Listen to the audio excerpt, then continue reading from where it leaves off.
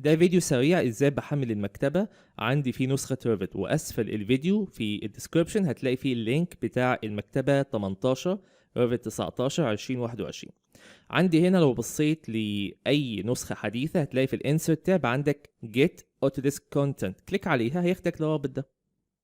طب لو انا 18 19 20 هتفتح عندك في البراوزر، هتكتب عندك ريفت النسخة بتاعتك 18 content download، هتلاقي عندك الموقع الرسمي بالشكل ده. هتلاقي عندك انا سايب لك الرابط بتاع 20 اسفل الفيديو، حمل على طول المكتبه بتاعتك 19 و18. لما بتفتح ده مش على طول يعني حاجه جاهزه، ده بيكون كانه ابلكيشن بتفتحه، هو اوتو بينزل عندك الكونتنت. بيروح عندك فين؟